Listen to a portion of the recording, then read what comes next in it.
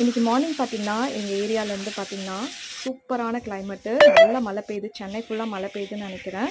சூப்பரா இருக்குது வெயில்லருந்து. இன்னைக்கு மார்னிங் பிரேக்ஃபாஸ்ட் பார்த்தீங்கன்னா, பூரியும், உருளைக்கிழங்கு மசாலா தான் செய்யப்போறேன். உருளைக்கிழங்கு மசாலா பார்த்தீங்கன்னா, அது ஒரு 10 நிமிஷத்துல செஞ்சிடலாம். ஃபர்ஸ்ட்டு ஒரு 2 உருளைக்கிழங்கு நல்லா வேக வச்சு எடுத்துக்கோங்க. இப்போ பூரிக்கு வந்து எண்ணெய் வந்து ஊத்தி வைக்கிறேன். நல்லா காயட்டும். இந்த கிளைமேட்டுக்கு பூரி வந்து எனக்கு ரொம்ப பிடிக்கும். ஸோ அதனால தான் இன்னைக்கு டக்குன்னு இதை செஞ்சிடலான்ட்டு. இப்போ இது பார்த்தீங்களா, எண்ணெய், கடுகு, உளுத்தம் பருப்பு, நறுக்கி வச்சிருக்க இஞ்சி ஆட் பண்ணிக்கோங்க. ஒரே ஒரு வெங்காயம், கொஞ்சம் கருவேப்பிலை, பச்சை மிளகாய் இதை நல்லா சாட்டேட் பண்ணிக்கோங்க. நல்லா வதக்கின பிறகு ஒரே ஒரு தக்காளி இதில் ஆட் பண்ணிக்கலாம்.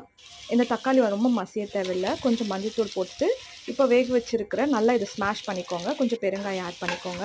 இது நல்லா வதக்கின பிறகு ஒரு 2 நிமிஷம் நல்லா இந்த மசாலாலாம் நல்லா கோட் ஆகட்டும். இப்போ தண்ணி ஊற்றிக்கோங்க. தண்ணி ஊற்றி ஒரு கொதி வரணும். கொஞ்சம் தேவையான உப்பு ஆட் பண்ணிக்கோங்க. இந்த பூரி மசாலா ரொம்ப ஈஸி, ரொம்ப சிம்பிளு. ஃபைனலாக கொஞ்சம் பார்த்தீங்கன்னா கொத்தமல்லி ஆட் பண்ணிக்கோங்க. கொஞ்சம் கடலை மாவு வேணும்னா ஆட் பண்ணிக்கோங்க, இல்லைனா விட்டுடுங்க. நான் கடலை மாவு கொஞ்சம் போட்டோன்னே லைட்டாக நல்லா திக்காயிடும். அவ்வளோதான், பூரி மசாலா ரெடி ஆயிடுச்சு. பூரியும் பார்த்தீங்கன்னா நல்லா உப்பி உப்பி இன்னைக்கு சூப்பராக வந்திருக்குது. இன்னைக்கு பிரேக்ஃபாஸ்ட்டு பூரி.